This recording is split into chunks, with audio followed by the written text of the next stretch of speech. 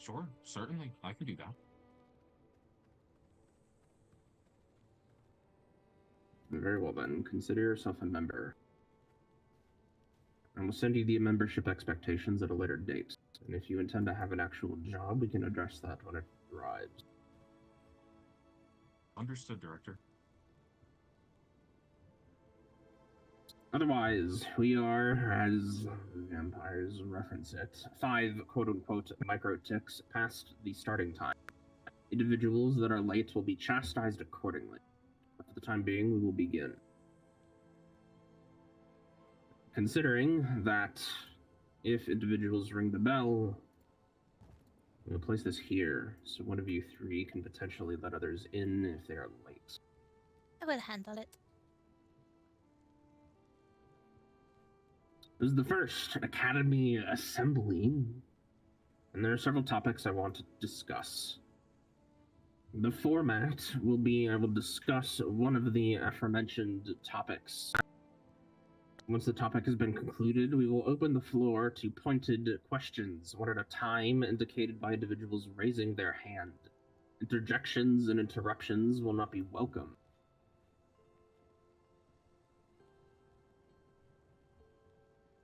Before we begin, are there any questions regarding the procedural flow of this meeting?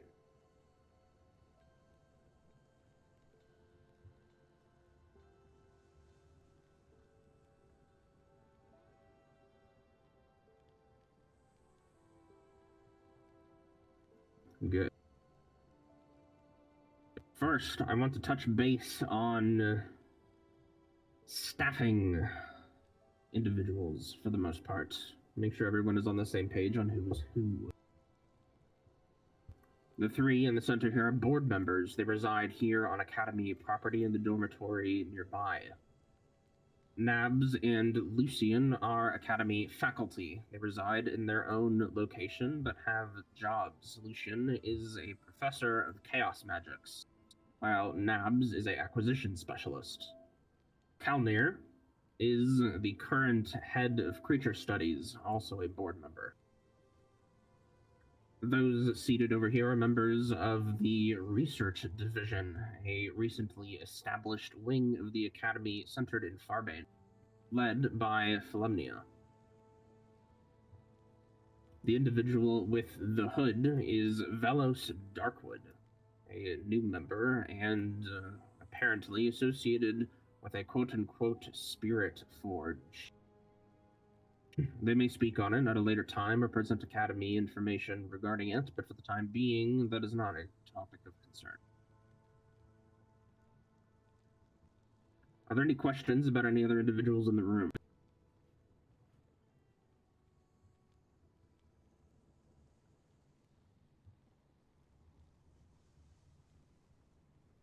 Good.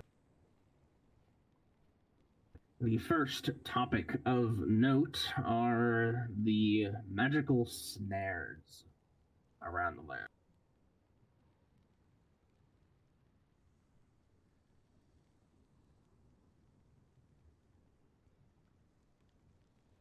These snares have been surfacing as of late and pose issues.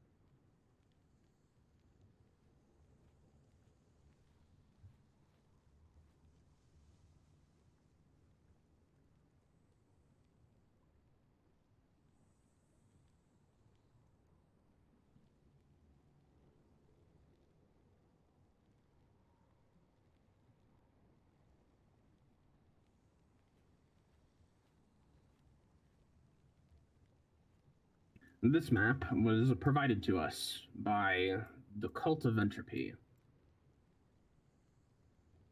or the Cult of Decay, as they tend to call themselves. A meeting was had between Thanavi, myself, Vespera, Lothric, and I believe one or two others, pertaining to the snares and what they are. Functionally speaking, snares are pockets of magic created over the last 1,000 years, primarily during the Age of Entropy, over 200 years ago.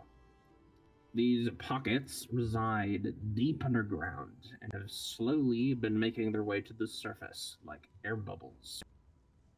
As these pockets of magic reach the surface, they become extremely volatile, and without proper handling, can detonate and explode, flinging their contained magic across the land for who knows what consequences. Up until this point, the cult has been handling these entropic snares through a various ritualistic method, which I will go into detail.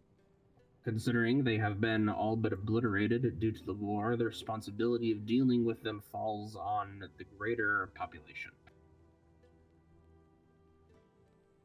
The method proposed by the cult utilizes individuals, people, as carriers, functional batteries per se.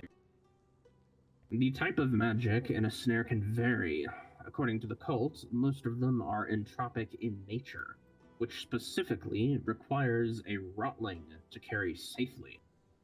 If the amount of magic entropic in nature is held by anyone other than a rotling, they claim it could very well be potentially lethal and catastrophic. But other snares of various other types of magic are also present. Controlling the more stereotypical snares requires an individual well versed in that type of magic. We're not simply speaking of someone who can channel a school, but someone who is a specialist in the school. Standard practitioners would likely face enhanced risk if trying to deal with these types of snares. Therefore, it is important that we have specialists on hand as the snares continue to surface. The method the cult used to deal with the magic once it was contained was a ritualistic one. Once the magic was contained within a person, using their being and magical core as a container of sorts, it was moved to the rot home and the, I believe, 8 or 9 story tower they have constructed there. A ritual was then used, primarily for entropic magic, to unwind and disperse it back into the world. This process overall is functionally clunky and dangerous, and the individual who carries the amount of magic is put under great risk. If during transport an individual carrying this amount of magic is severely wounded, they would likely implode, releasing the magic in a violent manner, harming any around in their vicinity. Survival would be unlikely, even for those who are quote-unquote immortal. Suffice to say, magical core damage to an extreme level would be expected. Luckily, we do have documentation surrounding a core repair ritual put together by the now late Karina. The library contains this documentation publicly for review. You can find it in the collection normally, as you would anything else. I've also put together information on snares that is also available in the public library. Before we continue on to the next topic of note, are there any specific questions regarding the nature of snares and dealing with them with current methods? Nabs.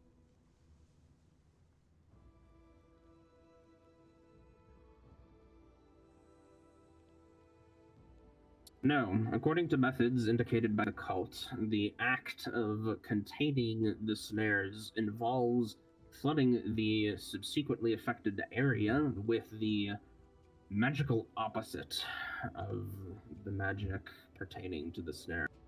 As far as dissipating the snares before they surface, no known method exists. Leo. What happened after we dissipated? Is it just spreading into the air around the spire?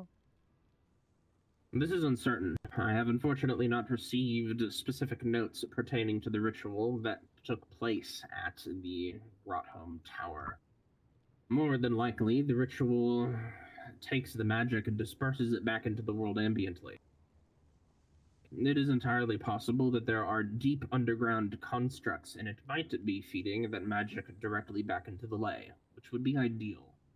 But I do not know. If the tower simply disperses the magic into the wider world, then I would be inclined to devise an improvement, as funneling the collected magic back into the ley would not only strengthen it, but allow it to be dispersed naturally.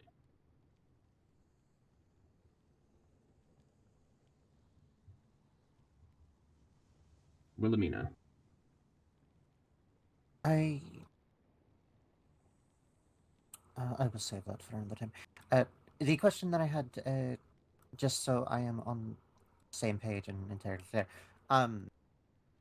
the entropic snares are, rotlings are necessary. Yes, is that what was said? Yes, you are correct. A rotling is necessary due to the more entropic nature of their magical core. Do we have knowledge of how many rotlings are still within Vordoren? No, we do not, and that will be a topic at a later time in this meeting. Understood. Jamie. Do we want to take active participation in the restoration and preservation of the Rotholm? I have used it personally. I have used it to fire a signal of light quite far and to retrieve the light. It is a powerful tool, speaking. There is a report that I'm going to release, time this cycle or next, that contains an explanation of how it works to the best of my understanding. That said, will we be participating in that actively, or is this a resource we are? We will, yes. I have every intention for the Academy to step up and assist in the continued maintenance and restoration of the Rotholm. Until we devise a more viable method of dealing with snares, it is our only option. I would not see it destroyed, ransacked, or otherwise damaged beyond use. Very well. I shall return in just a moment. Lucian.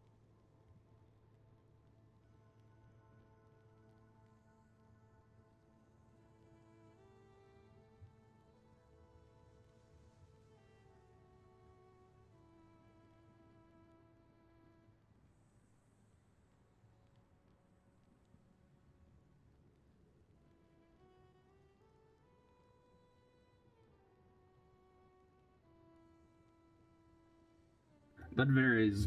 Entropic magic in particular is likely the trickiest, considering the nature of entropic magic is composed of all other schools. Therefore, all schools will likely be useful, but the nature of a rotling provides us an advantage when it comes to the entropic magics of a snare. If you may recall the ritual that was performed at Maja's Tower, that is the same method that individuals used in the cult to contain a entropic snare. That was an example of them dealing with one. You also likely are aware of the ramifications if it goes wrong at the current time. Other various schools, though, do have more defined opposites, though theories tend to differ on what those are. The Academy intends to perform some confirmation and experimentation to confirm which schools are most useful to contain other types of snares.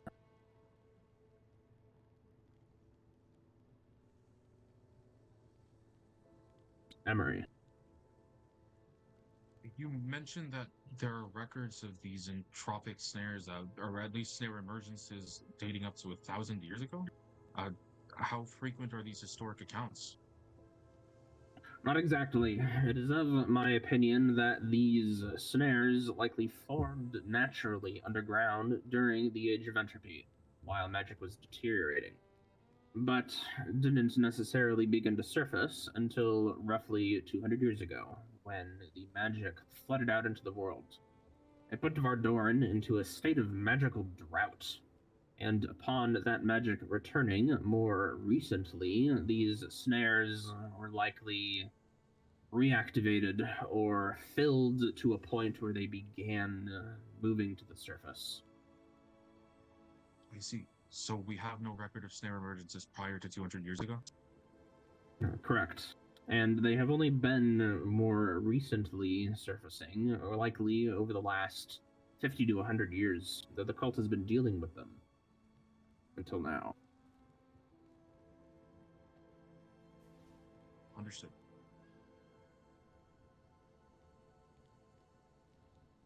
Velo. From what I'm currently understanding, to make it, let's say, easy to understand for people like me at least, what we're currently looking for is to find a way to contain the excessive magic from these snares and safely disperse it into the world through a ritual, apparently, which we don't exactly know how it works. Right? Indeed.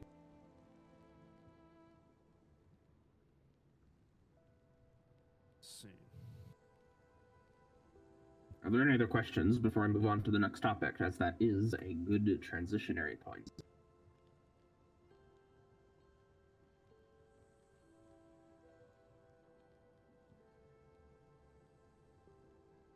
Good. Wilhelmina. No, I was just going to say, I get the feeling that the concern that I have is probably going to be coming up later, regardless. Noted. Velos brings up a good point. The current method is not fully understood. Thanavi does still reside in the region under quote-unquote employment by Noctum. As such, it is possible for us to potentially extract more information from her pertaining to how the current setup works, but it is not my intention to rely on it. The Rothholm is not very easily defensible territory. In addition, it is generally open to the public. This means it can be sabotaged. I have no intention of relying on it long term. In which case, one of the Academy's primary topics of invention and research is devising another way of handling this situation. Using an individual as a container for the magic is dangerous, not only to the individual, but those surrounding them, as we have all seen when things are disturbed, especially with the events of Maja's Tower. I am of the opinion the process can be refined. In an ideal scenario, we replace the human individual with a device. According to Thanavi, though, it would require roughly at least 200 perfect gemstones in nature to contain one specific type of magic that is emitted from a snare. It's far too large of a material requirement to be feasible, but that does not mean that advanced constructs cannot be made to potentially take the magic and split it amongst individuals. A smaller amount of magic owned or held by an individual is going to be safer. It reduces the risk of catastrophic failure and permanent damage to the individual's core. The dilemma is the number of specialists we have in the region is few. Frankly, I would be surprised if on a moment's notice we're able to get more than one or two specialists pertaining to a particular type of magic. Current initial brainstorming thoughts involve the concept of a harness, something constructed and devised and inserted with various gems pertaining to the specific school at hand. Individuals wearing the harness would be able to contain a portion of the magic in a more effective manner. In addition, the harness may be able to provide an emergency case scenario, or if something does go wrong during transport, the magic can be shunted out of the person and into the harness and thrown to a safe distance before implosion occurs.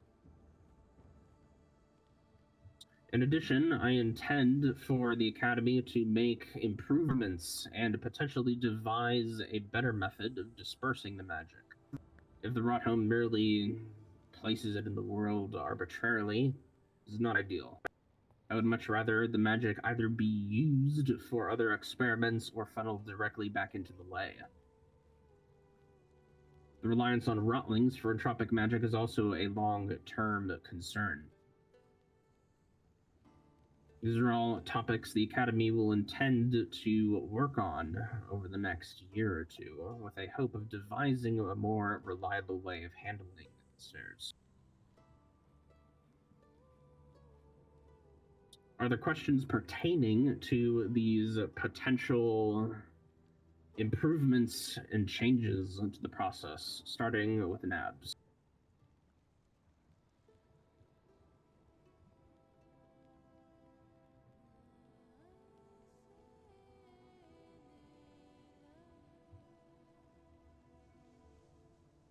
The meteorite in particular was a special use case. It was a type of magic unseen and unsplit from a place beyond the world that we live here. And replicating that type of magic is functionally impossible, given that there is likely none remaining. Most of it was burned during the ritual to cleanse the ley 200 years ago. It's entirely possible devices used at the time to interface with it may be useful and adjusted for our current case. I personally have had success in making devices that can store entropic magic. But on the scale of a snare, I am unsure. Experimentation will be required.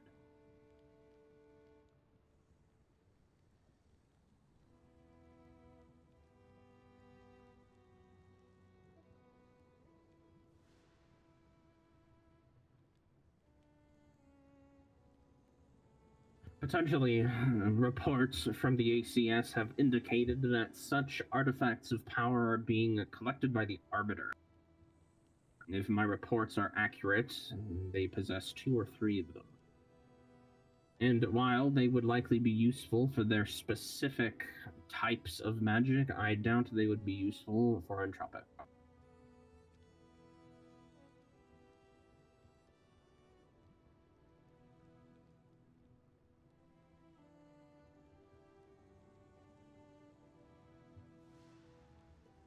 Wilhelmina.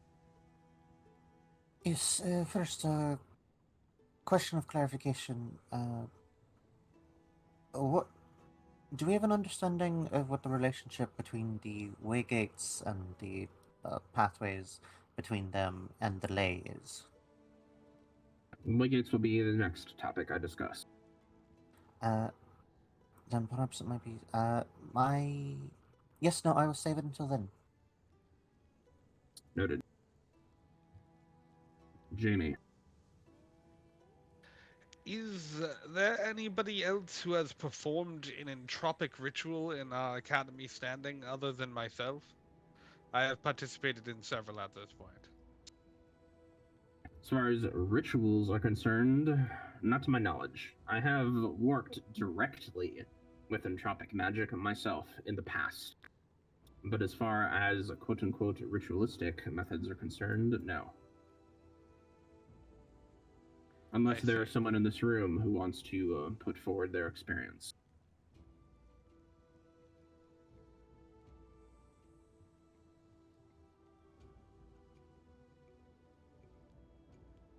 Very well. Philemnia. I was thinking back towards the Age of Entropy. I remember when I got afflicted for the second time. The entropy that caused the affliction was able to get unraveled by a machine of yours. I wonder if like the basis of that machine could be refined into a way of unwinding and letting go of the entropic energies naturally into the ley like that. You are correct. The device was a small-scale solution to the affliction 200 years ago. It was slow, but reliable. The same principles could very well be used to create a larger-scale device that could unwind entropic magic into its separate schools. The concept would not only be useful for potentially unwinding entropic snares, but it would also allow us to take entropic magic, which is difficult to work with, and separate it into the other schools, which could be much more useful for other uses.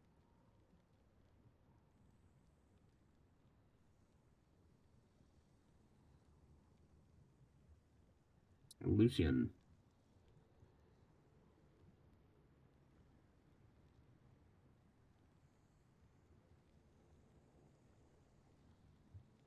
A red mark is a mark with a snare that has not been dealt with, or at least as of about 1 or 2 cycles ago.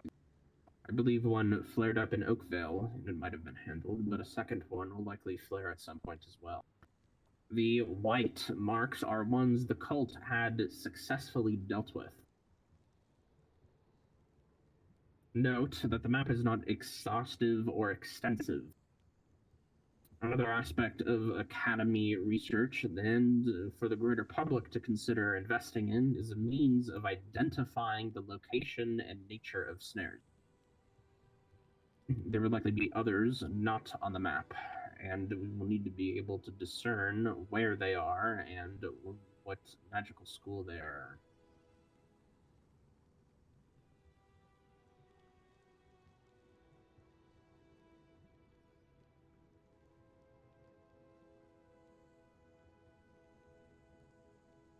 Wilhelmina, I believe you had another question. Yes, a few notes. Sort of carrying on with Philemnia's line of thought. Entropic rituals that I participated in were in the last age. The afflicted, or in a lot of ways the predecessors. Your machine used the same principles as that technique we devised back then, yes? You are correct. The method of successfully unwinding entropic magic was rooted in velocity. Entropic magic moved at high speeds unwinds itself naturally. Therefore, this is how the whirlpool ritual functioned. A thick rope of radiant fiber was laid around the room, and then the movement of the entropic magic through the fiber was conducted through a series of various attuned stations and magical casters. The entire ritual pertained and included all 8 schools of magic. In many ways, the concept is actually very similar to some methods we see the Transcendent using. Those of you may have encountered the various guards who have shields that are able to pull you towards them. The basic scientific concept is something called electromagnetism, being able to generate a magnetic field through the movement of electricity through wire.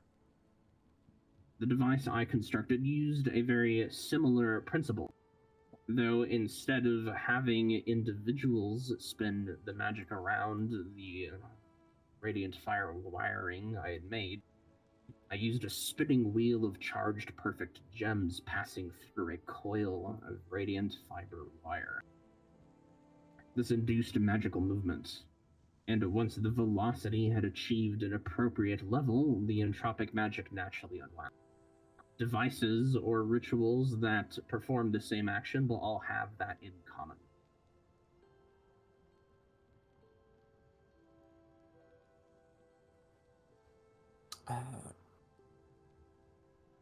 I had a few more things, if I may continue. Continue. Yes, looking at this map and sort of carrying on from Lucian's line of thought, a quick clarification.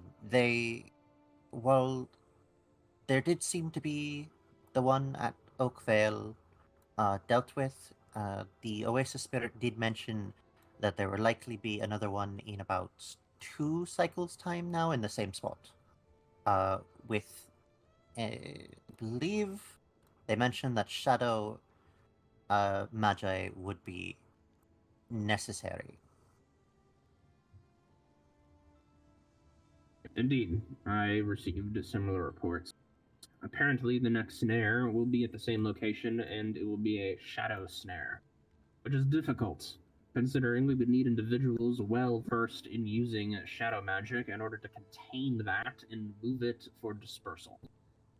Of the various schools of magic, I believe there are fewest that could be considered quote unquote specialist in shadow.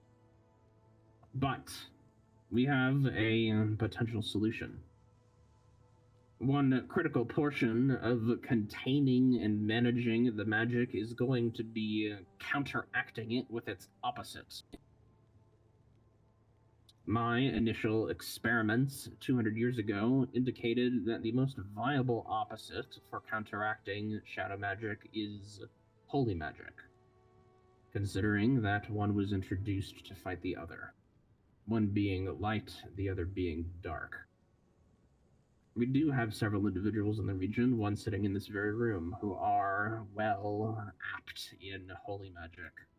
It may be a combination in trying to have those who are at least rudimentarily experienced with shadow magic to contain it and then control it with holy magic. Suffice to say, though, it is going to be a messy process considering we don't have proper safeguards or alternate methods in play.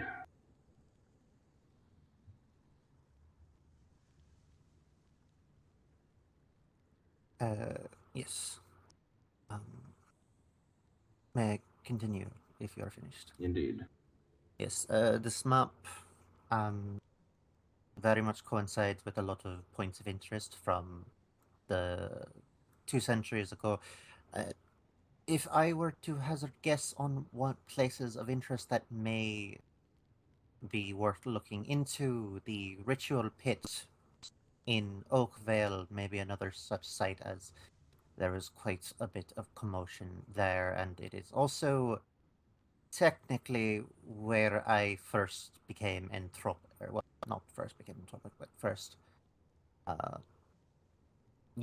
became a rodling. Indeed, you are correct. And my assumption is that correctly identifying snares will likely require surveying the land with either a ritualistic or a device-based method to identify them. The location you mentioned was brought up in the meeting with Anavi, and they agreed that likely that location could be the potential site of a larger snare. Yes. It would have to be something we confirm moving forward. Very well. So, Squeaks, you had a question. Also a confirmation from Monsieur Lucien. What will be the process considering that there are individuals that have decided to move on top of these snares? The individuals that have decided to move on top of the snares will need to facilitate access to the property in order to deal with it. Suffice to say, if it is not dealt with, I would be surprised if the estate survives. But will it be a danger for the rest of us should they decide not to facilitate such measures? No, if they decide to let the snare erupt, then they will be able to deal with the consequences. There may be regional repercussions if the amount of magic contained in the snare spreads wide, but I don't see it necessarily causing permanent damage. It would cause issues, but issues that we could likely address in a worst-case scenario.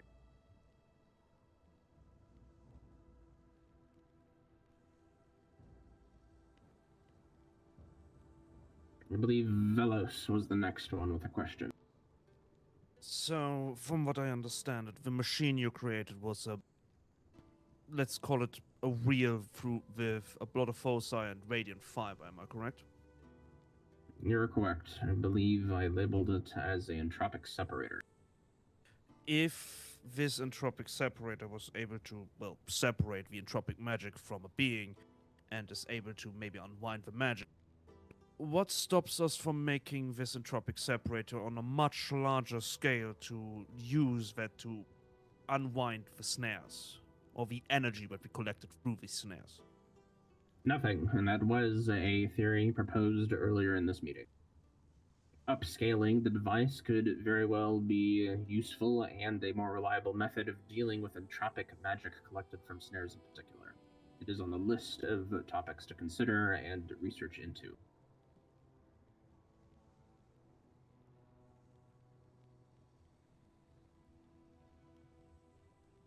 I believe Lucian may have wanted to add to something.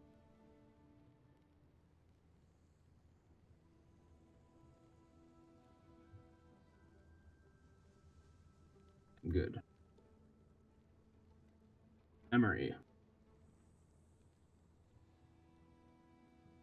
In the event of a snare emergence and short enough time before we have these countermeasures developed, are we to, for the sake of diffusing one, are we to turn to external experts, or will we be seeking to cultivate that within the Academy's ranks? That will be a topic I will speak on later in the meeting. Of course. Nabs.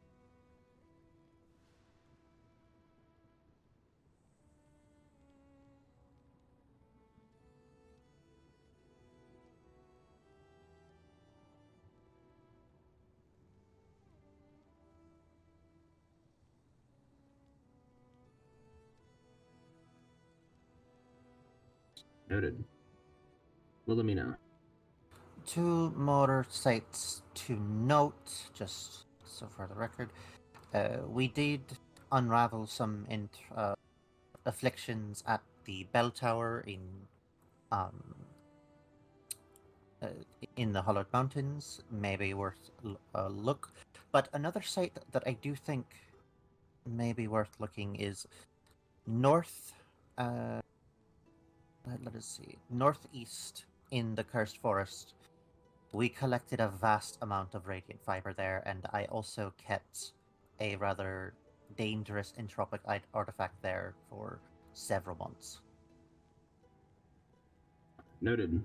Once we devise a method of surveying the land, we will make sure to add those to the list. Very well. Jamie.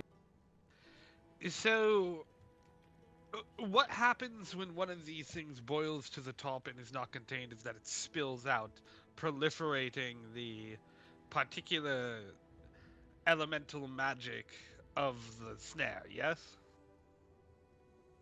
Indeed, the specific effects I do not know, but we have seen prior instances in history where large amounts of unholy magic were released across Farbane, which resulted in a notable uptick in the presence of undead. Various storm magics could potentially cause issues, blood magics, illusions, etc.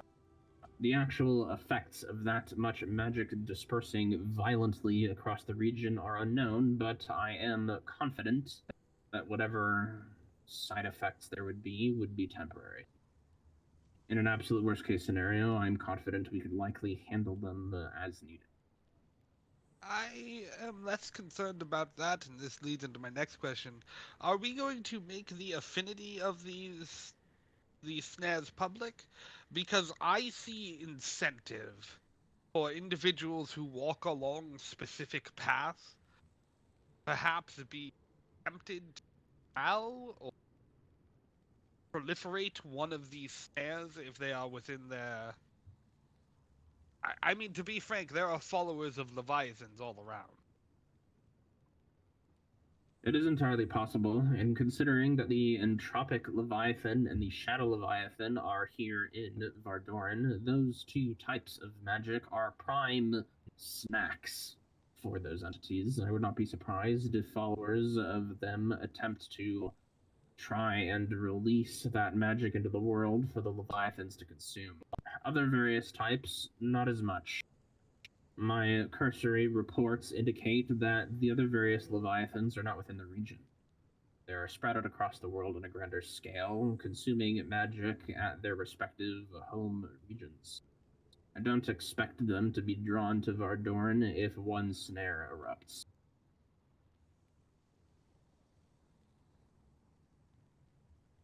Very well, that addressed my concerns.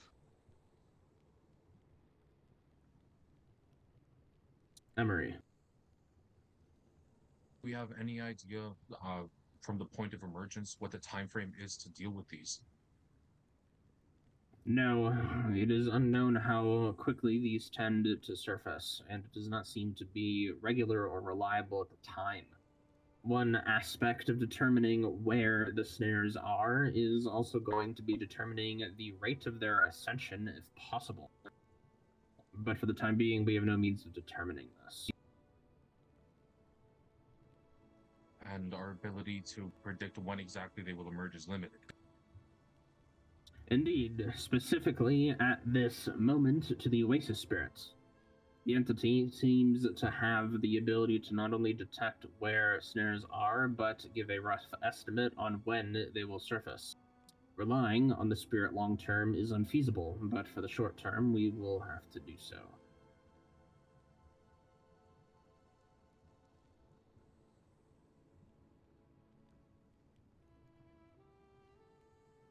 Indeed. For example, I believe it was the Oasis spirit that was able to inform us that the shadow snare in Oakvale was likely going to erupt at some point over the next couple months.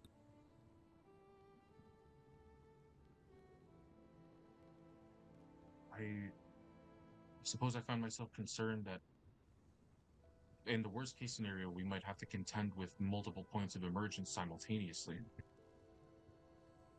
You are correct. That is absolutely a possibility, and one that we will need to plan for accordingly, which is why a later topic in this meeting will be discussed.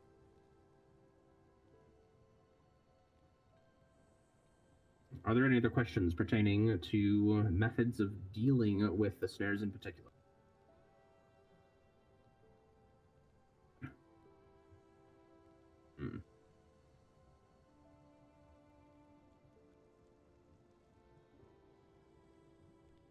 Very well. On to the next topic, since I suppose that this is a decent segue. The Academy intends to introduce a magical census, cataloging and collecting individuals' specialties and aptitudes for all in the land in one central location. Those with affiliations to the Academy will be expected to provide said information. Others will be sought after. Not only will this allow us to compile a list of individuals we can contact in emergency case snare scenarios, but it will also allow us to populate a list of specialists we can contact for other various Academy operations and projects. There will be a public announcement and a public drop-off box by the security point for the grander public to submit their various aptitudes and affinities for each type of school of magic. Are there any questions regarding this concept? Squeaks. It is not a question. It is more so a suggestion. If you would like, I can spend a few cycles asking everyone around. People are very likely to talk to me. Yes, we will likely do so. This will not only be a passive collection of information, but an active one as well. The Academy will maintain an index of individuals with their associated magical aptitudes and specialties. We will also actively be sending individuals out to collect this information. If I may continue, do we have a list of all individuals currently living in Vardor? No, and this will serve a dual purpose in assembling such a list as well. D'accord. Nabs.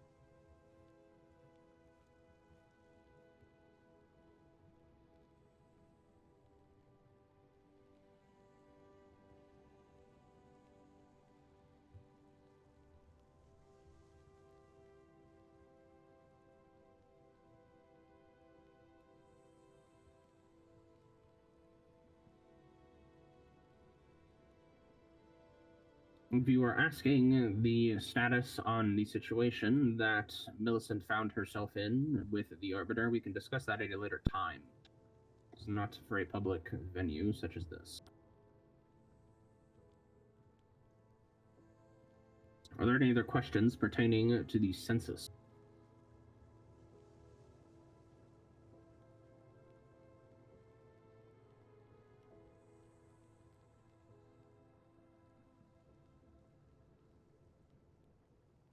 Good.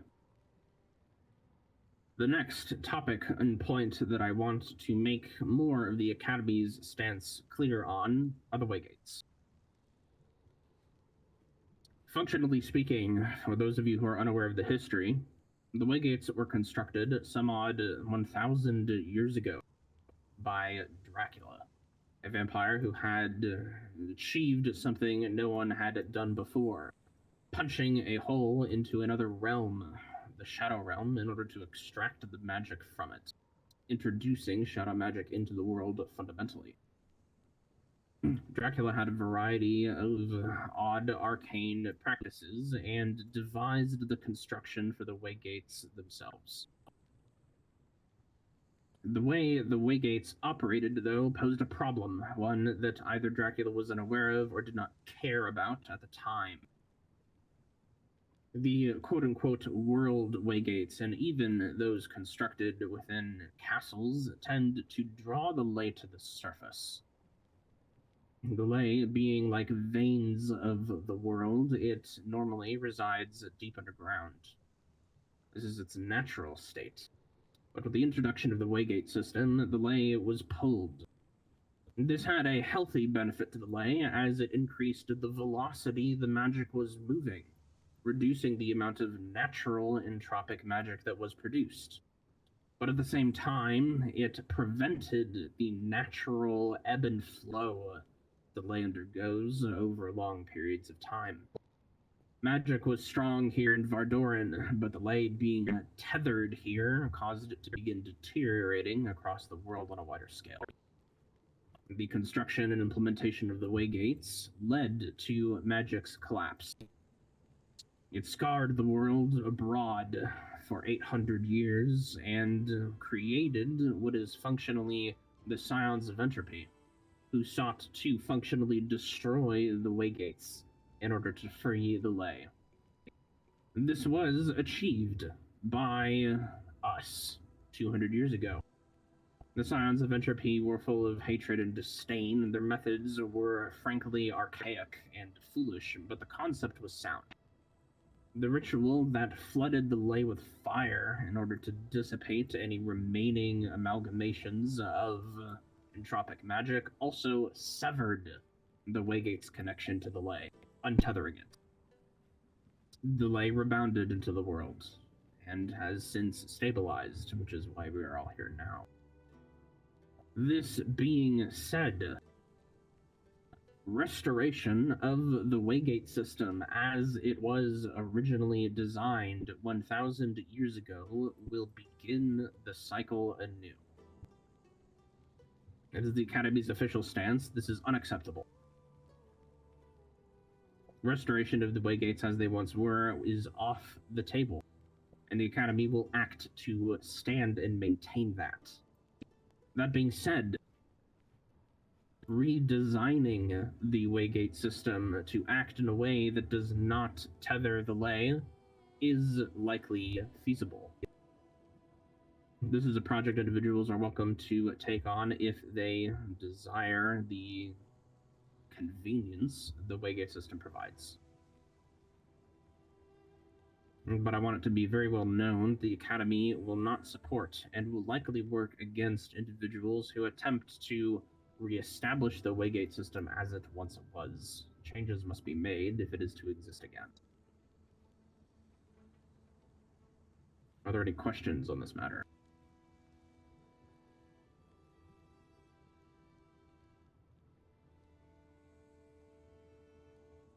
Electo.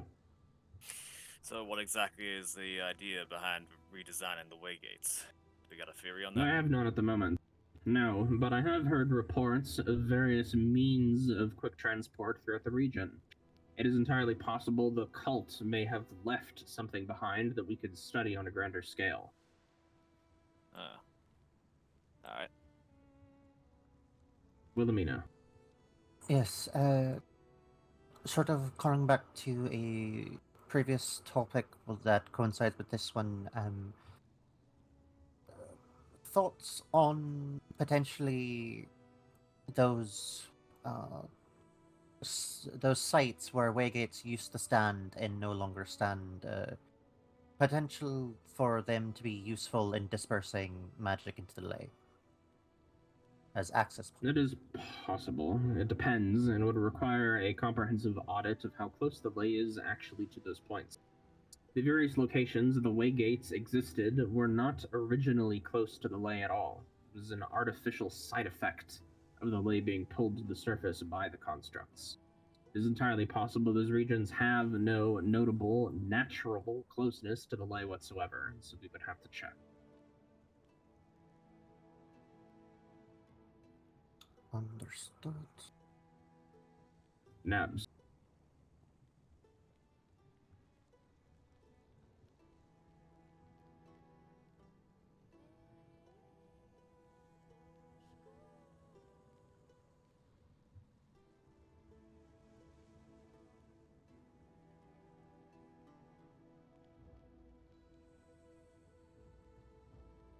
Indeed, I have also received reports of this project Yasad is working on. Yasad, as a researcher, tends to act alone. They are fundamentally a solo inventor. But it may be useful to see if we can get them to collaborate on the topic of perhaps inventing and devising a waygate design that is not tethered to the ley at all.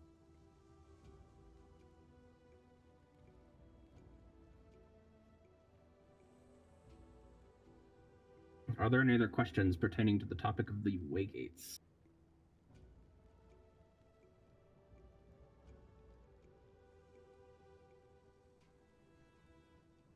Emery.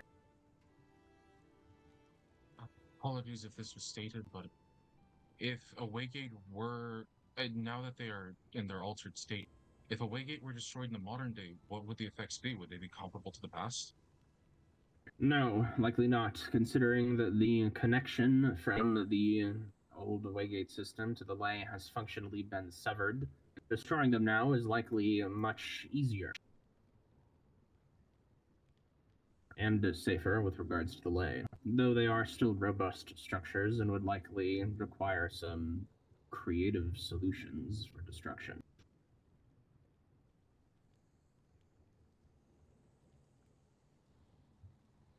Do be aware that if an individual in the region does decide to try and re-establish the waygates as they once were, the Academy will actively take a stance against this. If that means destroying a waygate, it will be done. Can't be having the cycle start again. Indeed, it is quite curious to consider how, in a way, the scions of entropy were correct. Squeaks. Considering what you just said, should an individual decide to reestablish such things and the Academy decide to stand against them, that would be grounds for many parties to immediately revoke our claims to neutrality. You are correct, and this is a subject the Academy would not remain neutral on. The Academy is neutral pertaining to political regional affairs between other organizations. That does not mean that the Academy is going to stray away from flexing our position in order to safeguard the ley.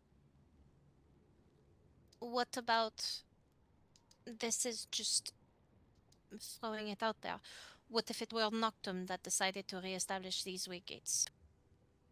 Then we will deal with Noctum appropriately.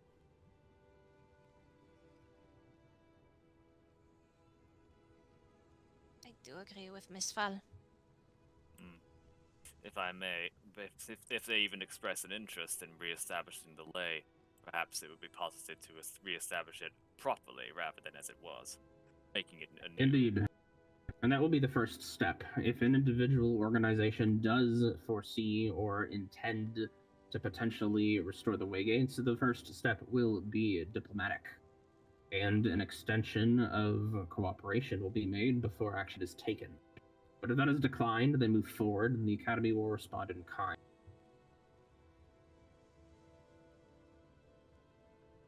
Otherwise, before we move on to Velos's question, yes, Philemnia. This is the first location I am making this stance known publicly. There will be a public Academy Waygate posting on the matter over the next month. This will be a public position, and I wanted to inform all of you of it first, in case there were any concerns. Velos. Due to my position in Noctum, I am aware that Noctum does not likely like to make compromises in some sort. If Noctum does an action like this and the Academy stands against it, and Noctum is considering force, what does the Academy have against Noctum in that regard?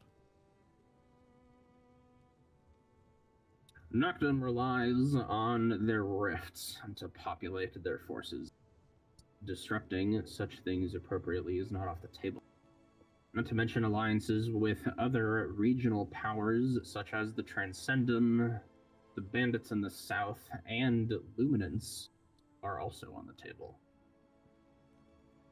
When it comes to safeguarding the ley, this is a topic that most individuals can get behind, as degradation would lead to the same catastrophes 200 years ago. If Noctum really wants to start that cycle again, I don't foresee them having any allies in doing so.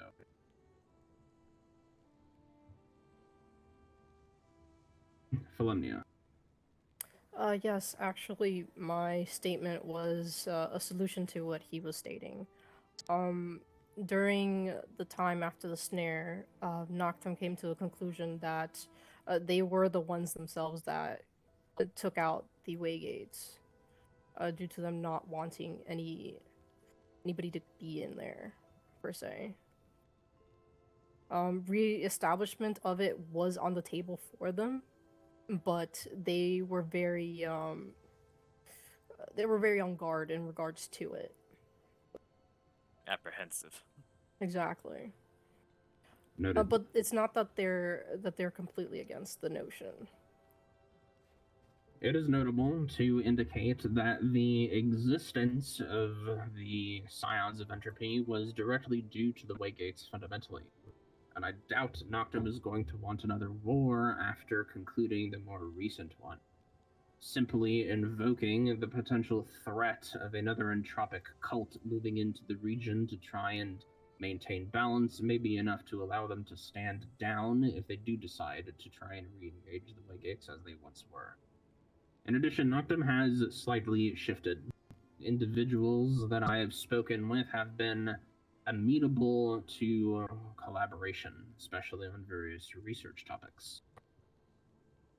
There is a higher chance of Noctum acting diplomatically on this matter than in force.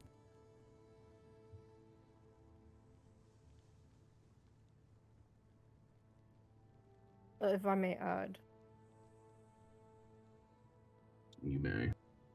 it seems as though the snare has caused more concern in Noctum, so I'm very certain, as a Noctum representative, that they will be more than happy to work alongside the Academy if given the chance and given the right proposition for it.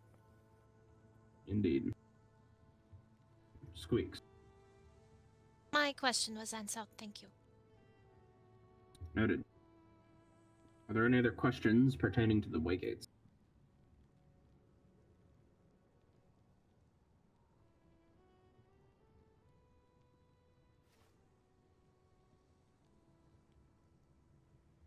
Noted.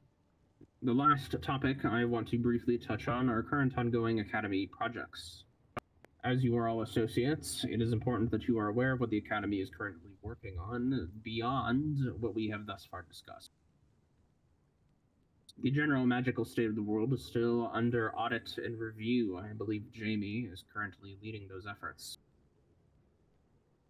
As far as witch dust is concerned, I believe that either the research division or... Actually, no, I think the research division was also helping with the state of the world magically. Witch Dust is also a point of research, currently being headed by Elias, though I have performed a few rudimentary experiments myself. And finally, I intend to perform some preliminary and basic investigations surrounding Transcendum equipment designs. I believe inspiration could be taken from their constructs for means of dealing with these stairs. Witch Dust in particular, though, has a very specific, unique property to it. Initial experiments and tests that I have performed indicate that while Witch Dust is able to store magic and is able to attune to magical schools, almost acting like a configurable gem in a way, Witch Dust also has the potential to attune to one's will.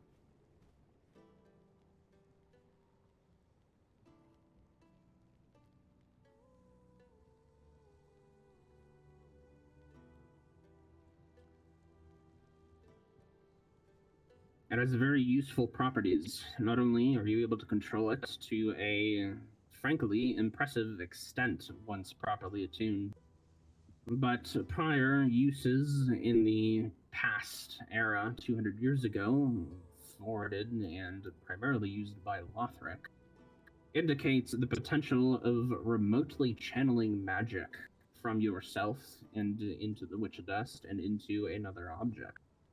This, of course, is not something I personally can test, but I do believe Lothric used it in the past as a means of remotely activating various magical devices and even auditing individuals' cores. This is an extremely valuable tool to have on hand at any given moment. Therefore, associates of the Academy will be required to have a collection of Witch Dust on them at all times for emergency use if necessary. We will be distributing one full bundle of Witch Dust to each of you here today.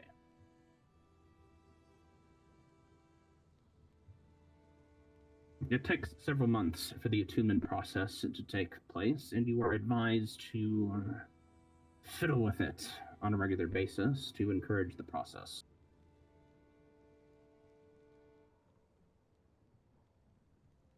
If you encounter any odd side effects or discover uses for this particular property, you are to forward your results to the Academy proper. Are there any questions?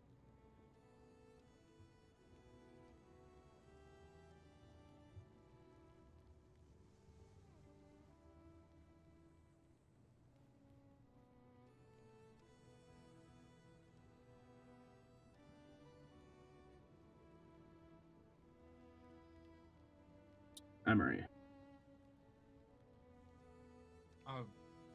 Just to make sure I haven't misunderstood, could you restate this unique property of Witch Dust we're testing? Indeed, Witch Dust has the means of attuning to an individual's will. This is more than simple telekinetic manipulation. And if you impose a intention, the Witch Dust can likely formulate that.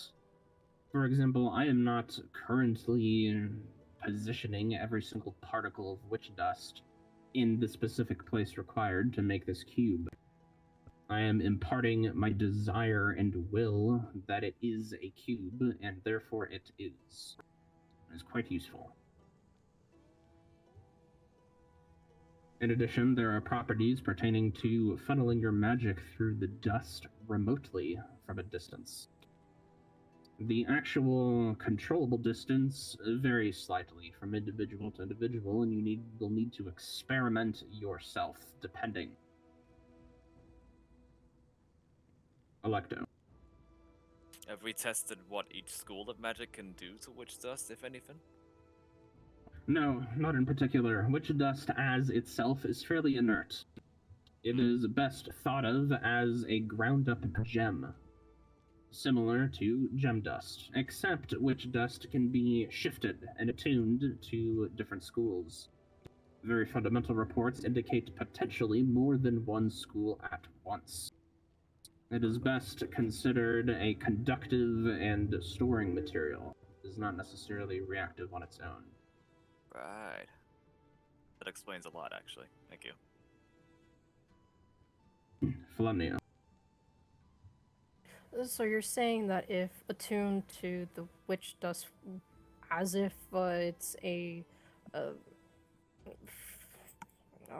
this transcendence data, as if it's a frequency, we might be able to do anything with it from a distance.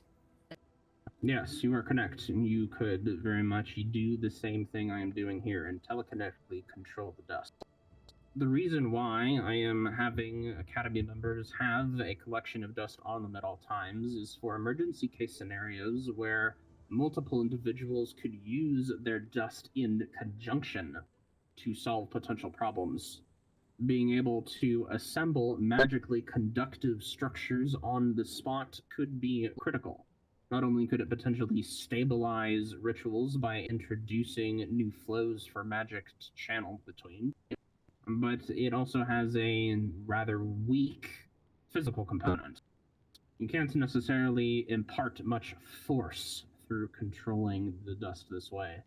For example, I could not likely pick a lock, but I can potentially formulate various other lighter constructs that could be useful, though the size is small.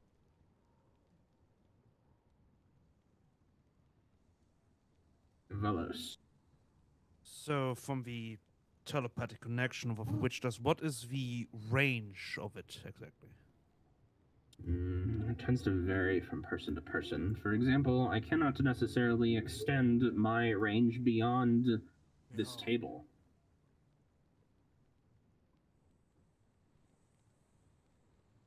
So I presume it is. Individuals who have a stronger will or stronger magic may be able to extend it further, but that is unconfirmed.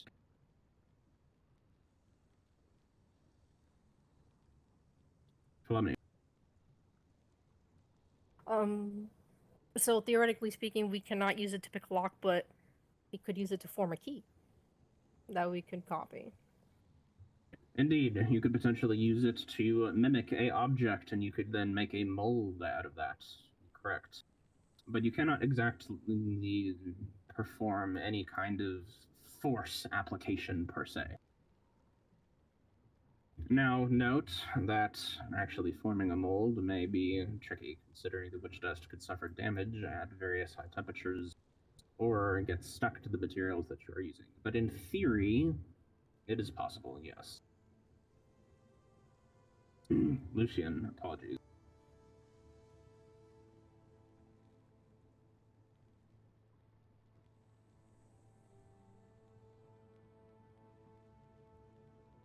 Potentially, yes.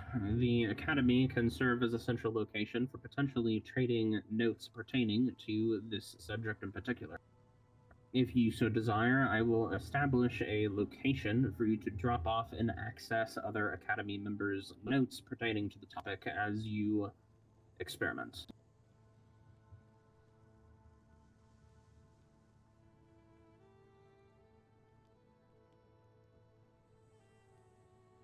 Are there any other questions pertaining to this witch dust in particular, or other Academy projects as a whole?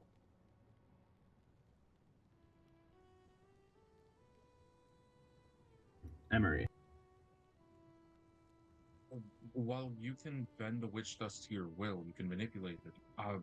Matters of imbuing it to have it attuned to a particular spell school, is that also something you can do with the same ease? In the past, yes, running magic through the witch dust attunes it, almost as if you were grabbing a lever, a very stuck lever, and pulling it to a specific degree. If you continuously channel magic through witch dust, it will naturally lean towards that school. Is there consistent time frame on what that occurs in, or? It varies based on how much magic is funneled. When performing experimentation with a meteorite shard 200 years ago, the attunement was almost instantaneous due to the sheer amount of magic moving through the witch dust.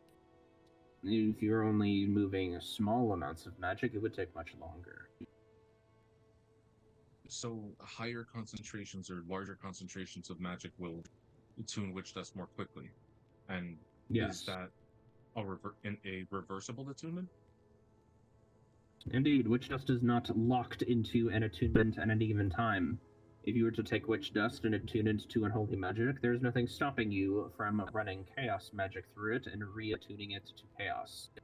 In addition, I've had several initial reports that may be possible to attune witch dust to more than one school of magic, but details regarding this are hazy. More experimentation will need to be had.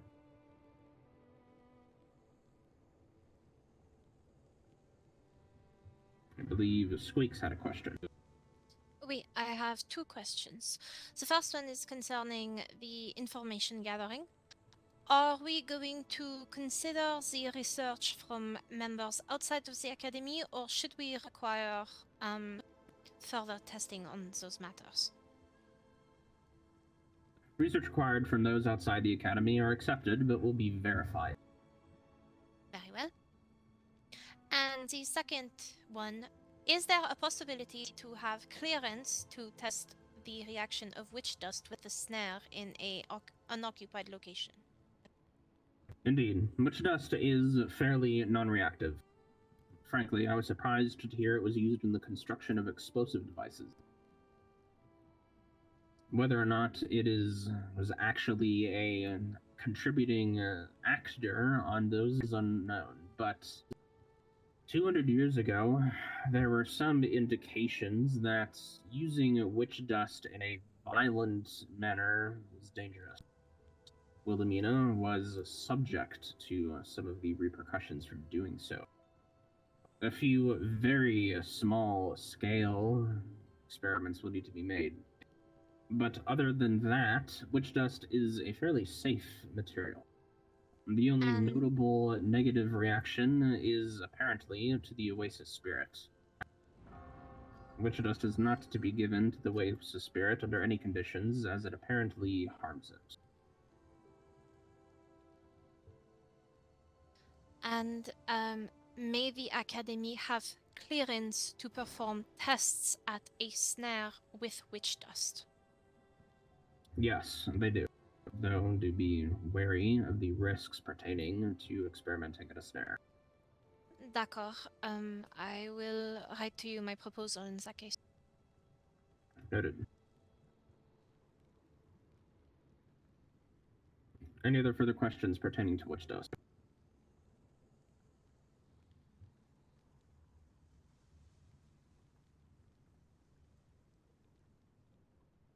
Good. The last note that I want to leave the meeting on is another Academy stance. Given I've made it very clear the Academy is invested in the continued health of the lay, it should come to no surprise that experiments pertaining to interacting with the lay directly are prohibited without prior written approval by myself personally. Experiments pertaining to observing or measuring the lay in a cursory sense are fine. But experiments that touch the lay directly must have direct approval from me. You are also advised to contact and work with the keepers regarding touching or messing with the lay in a direct manner. Are there any questions on this?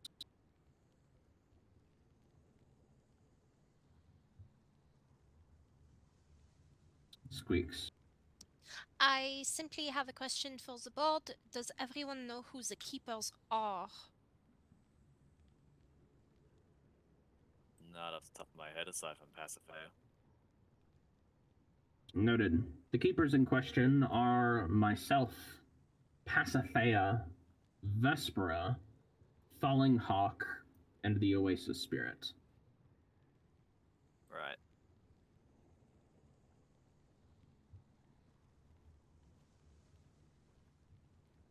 Are there any further questions as we approach the end of this meeting?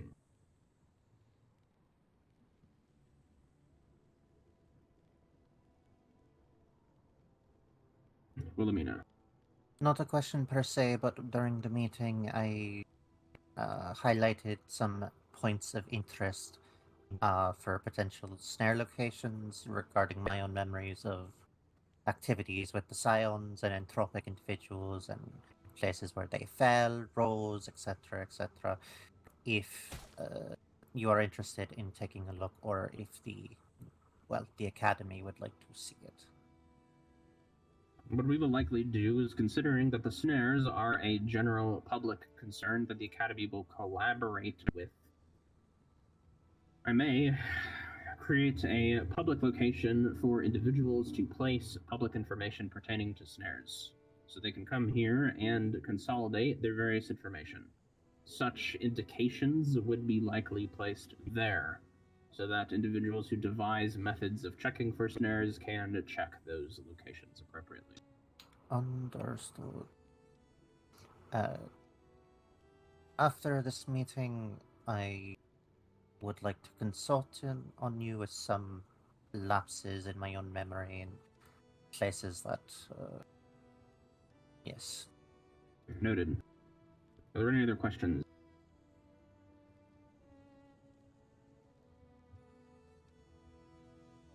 Good. This meeting is adjourned. You are to acquire your bundle of witch dust from Squeaks before you go, and keep it on your person at all times. If individuals who do not presently have a quantity of witch dust on their person could make a line on the green carpet for me to simplify things. Merci beaucoup. I will go acquire it. Let's step back so I don't accidentally get teleported. I've already had my bundle on me for some time, so I wish you all the best. May the light be with you all.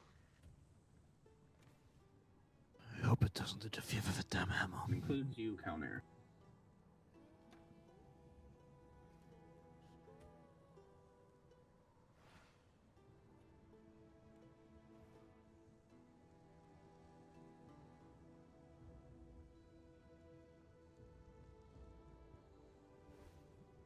Midnight greeting. This will be a slightly slow process as I must record all quantities of witch dust removed from the store. Please bear with me, Miss Wilhelmina. Here is your bundle. Thank you.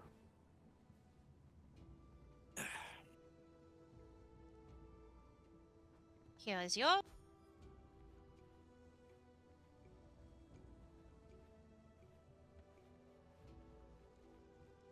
Here is yours. Please note that these bundles are not to be used for any purposes outside the prescribed purpose given by the rot. I will not throw it into the furnace, don't worry. Just a moment. As you wish. Mr. Lucian, please move up.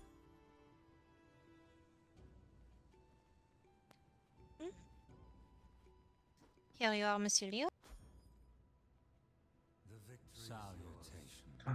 Nice Kalnir. Here you are, Monsieur Alecto. Please do note this includes not eating the witch dust. I had no intentions of doing something so silly, Millicent. Might be a I worthwhile am test to telling see if you everyone. can control it. Might be a worthwhile test to see if you can control it from inside you. Do feel free to question Kesmet on the consumption of witch dust and its side effects. Alright. Emery, if you would please return to your line. Of course. Right. Merci for coming. It is my honor. Kalnir, stop scaring Emery. I'm trying to conclude my business here. Yeah. The victory is yours. I'm not scared. Voilà, Monsieur Emery. Thank you.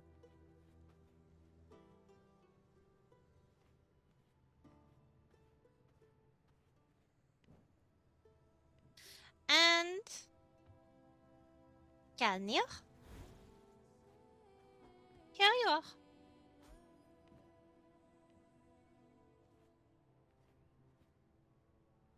I will note all of this down, This way. and I will get to work on a recap of the meeting for everyone.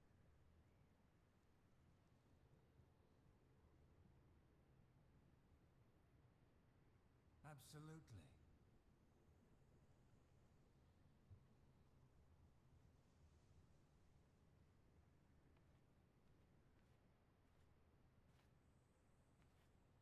Behold. Kelnir, do you need a better bag? The victory is yours. I suppose you have no could, but it strong is my job feelings as one way or quartermaster. the other.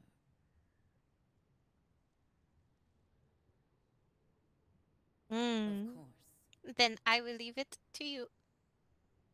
I have no strong feelings one way or the other.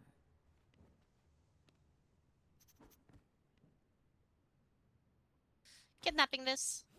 Behold. Or not, I fucked up. Oops.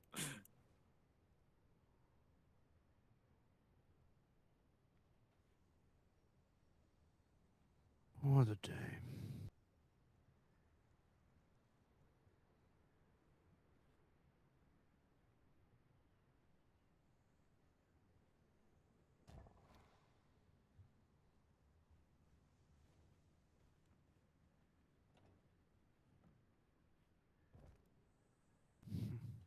The meetings are really.